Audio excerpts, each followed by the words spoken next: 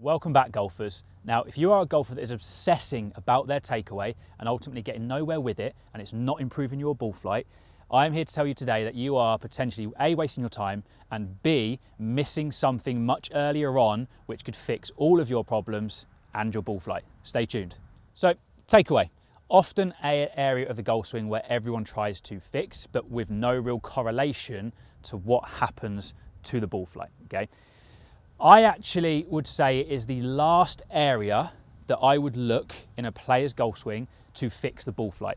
I genuinely don't think very often at all that I fix someone's takeaway to help them hit the golf ball better, okay? Because I think we've got to look at the takeaway slightly differently. It is not an absolute, and everyone's trying to take the club away in this absolute position. For example, I'm going to go on the simplest of ideas here.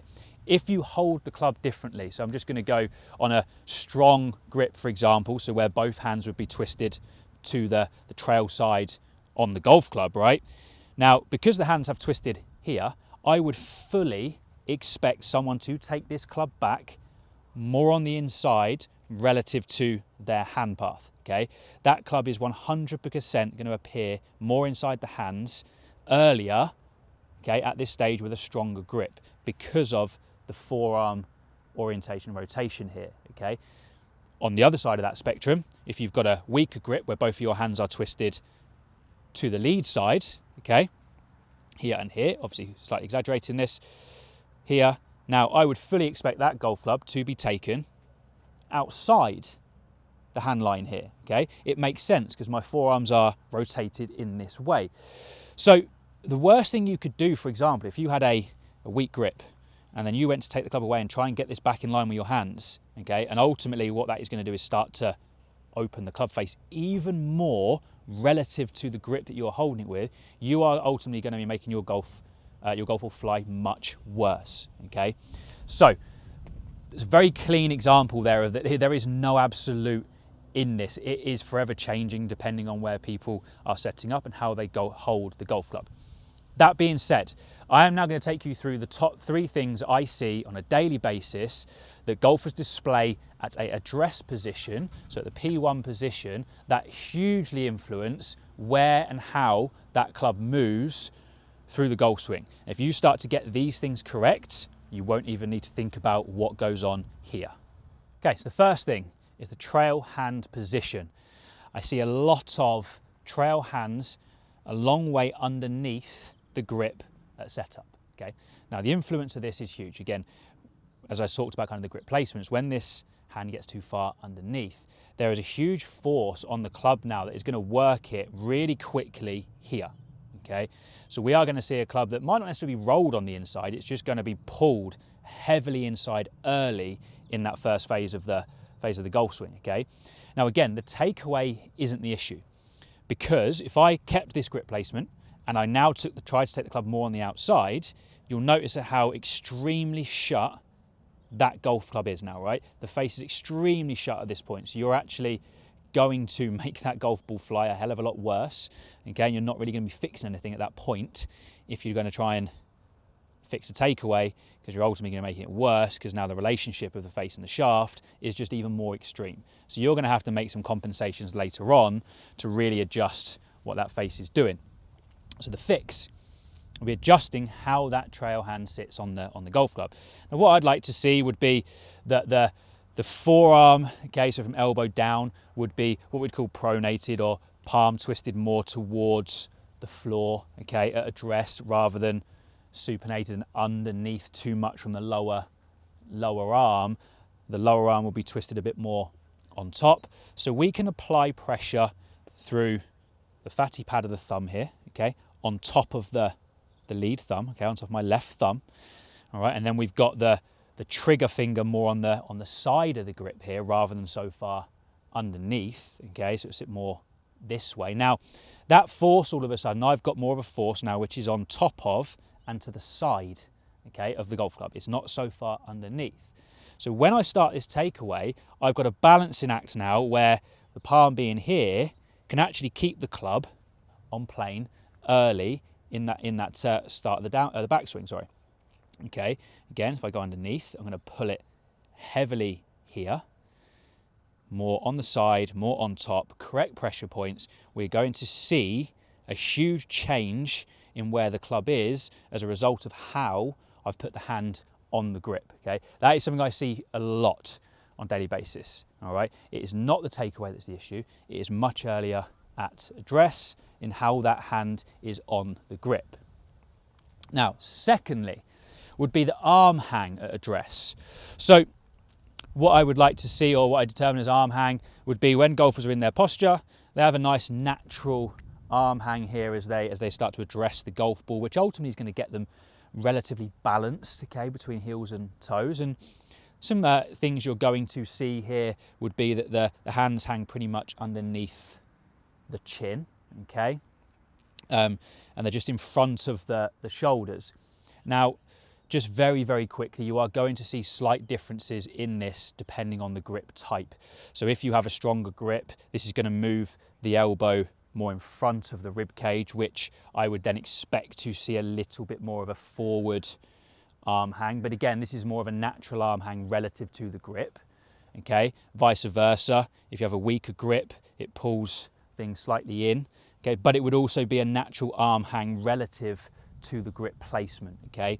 So I'd get the golfer to set themselves up and sort of take their grip as they would do without a golf club and feel where their natural arm hang actually sits, okay?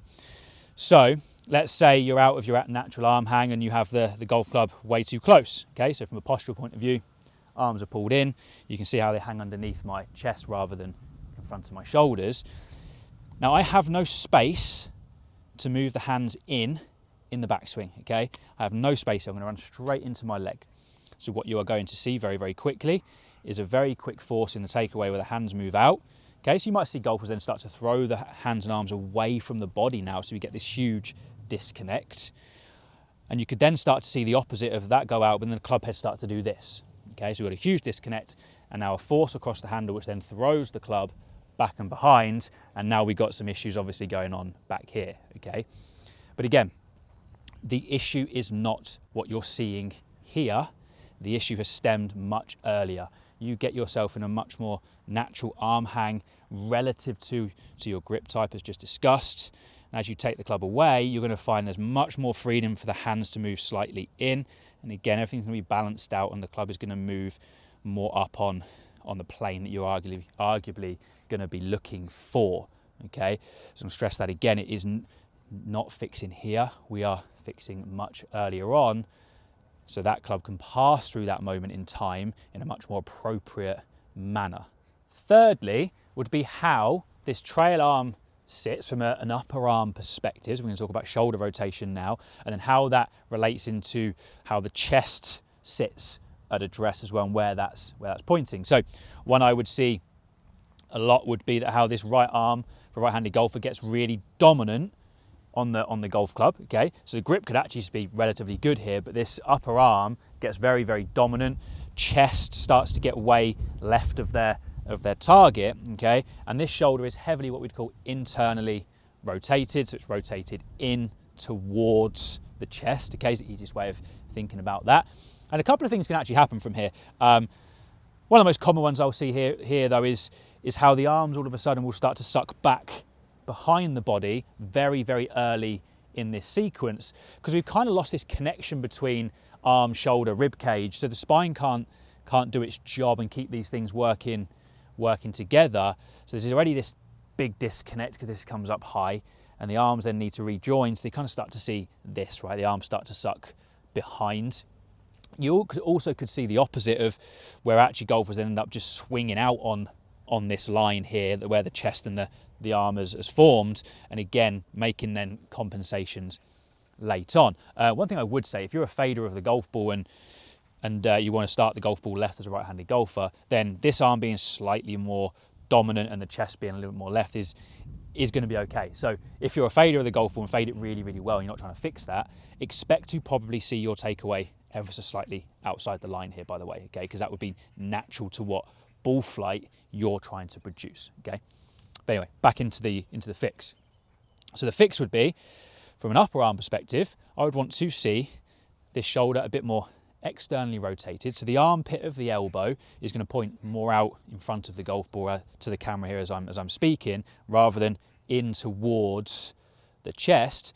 So we can externally rotate that a little bit, which kind of connects the arm onto the rib cage again, okay? And then from down the line, what I'd expect to see would be the upper half of the left forearm, or the lead forearm here, rather than the underside of the forearm here when that trail arm gets really dominant. So as you start to externally rotate, and you're just going to start to fold that elbow in towards the belly button is quite a good reference. I'm not trying to tuck it onto the rib cage, but just the direction in towards the belly button, okay?